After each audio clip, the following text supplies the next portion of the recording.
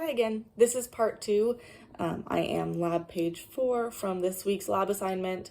My first video was with the nitrate broth, but this video is going to be on test 11 or the citrate test. So I have my samples here. Again, I have my source culture and microincinerator here as well. And so if we read the lab, we would see that we're making 4 citrate slants, but in this case, we're just going to go over how to make 1 and know that you can extrapolate that out.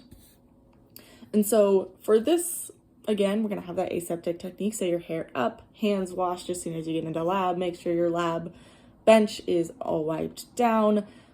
Goggles, apron, gloves, all of that. Your microincinerator is turned on for 10 minutes to make sure it's nice and hot.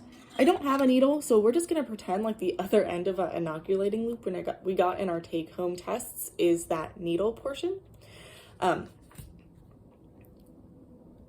So pretend like we have 4 source culture slants as well. We need to inoculate all of our citrate slants. So when you open your source culture, again, make sure that you hold that lip in front of the microincinerator for 2 to 3 seconds before you retrieve a sample with your needle. That's just to make sure that there's no contamination up at the top of the lid. And then before you replace the lid on that source culture, again, in front of that microincinerator, 2 to 3 seconds. To inoculate a citrate slant, we want to use a stab and streak method. So stab in to the slant and then streak it upwards. It's just one motion. We're not going to be stabbing and streaking several times. And then of course, after each of these, or you should be doing this before, but make sure all of your citrate slants tubes are labeled with the appropriate bacteria that you're using. And then of course, you're going to dispose of your needles in the proper containers. Odds are a sharp container, something like that. And then you want to incubate your inoculated tubes for 48 hours at 37 degrees Celsius.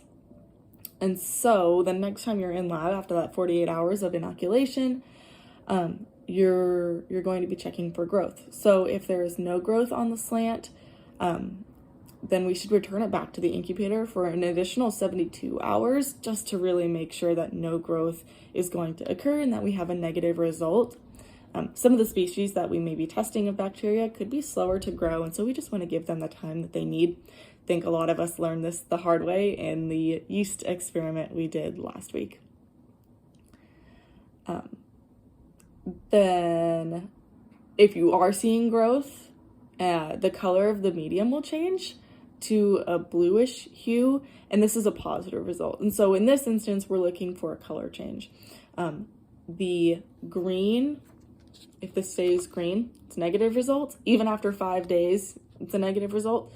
If there is growth and a color change of the medium to a blue, then that serves as a positive result and that your test was successful. As far as cleaning up, of course, we want to be replacing all of our tubes into the proper areas for our lab group and hour. Make sure that microincinerator is turned off, wipe down your lab bench. Of course, wash your hands before you leave lab, and your experiments are done.